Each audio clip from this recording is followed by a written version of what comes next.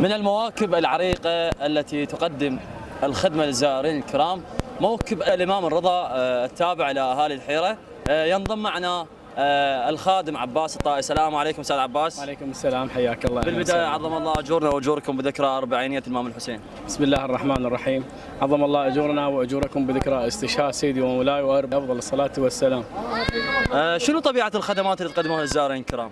والله احنا من فضل من رب العباد عندنا بيت مأجري، يعني مبيت للناس، وثلاث وجبات طعام اللي هي ريوق وغداء وعشاء. زين.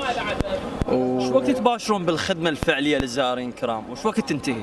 يعني احنا نبدي من يوم 13 و14 زين لنهاية يوم 21 إلى 20. أحسن. بارك الله فيك. نقوم بهاي العفو بهاي الخدمة الحسينية. طبعا أنا سألت عدة مواكب اللي هو شنو شعور صاحب الموكب والخادم اللي يخدم الزوار اثناء نصب الموكب وبعد انتهاء الخدمه، يعني بعد انتهاء الزياره. والله استاذ امير، يعني طبعا هاي الفتره هي ما خدمه الامام الحسين سلام الله عليه.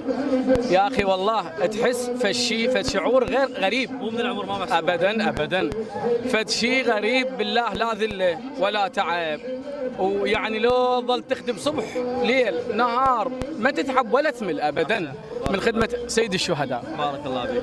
وان شاء الله باقين الى الله مطينا عمر وما راح نقطع هذا الشيء. موفقين ان شاء الله للابد. موفقين. اني ووالدي واخوتي احنا سته ان شاء الله. وهاي الجهود الطيبه والناس ولايتنا الطيبه وشبابها وابنائها كلها تخدم من يوم 13 ليوم 20. يوم 20. اي ليوم 20 تخدم.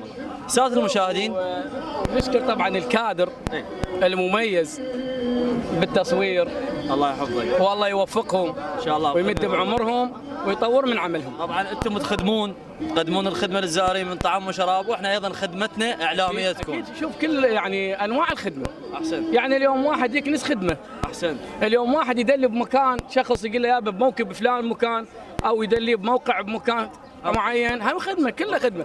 اهلا بالزوار، يعطيهم ميه، يهلل ومرحب بالزوار، اهلا وسهلا، كلها خدمه موقع كله صح. احسنت بارك الله. الثاني انا الحمد لله والشكر، مو يعني اخدم تمريض او اخدم بالموكب، الحمد لله فضل من الله ترى، مو هاي اللي تجيني له يعني من هذا رزق من رب العباد. احسن. رزق، هذا رزق. بارك الله فيك. بارك الله بكم لان انتم طيبين ووصلتوا صوتنا للعالم. ان شاء الله. نشكر خدمتكم على الجهود الطيبه المثمره، ونجعل الله ان يوفقكم. موفقين ان شاء الله. ان شاء الله.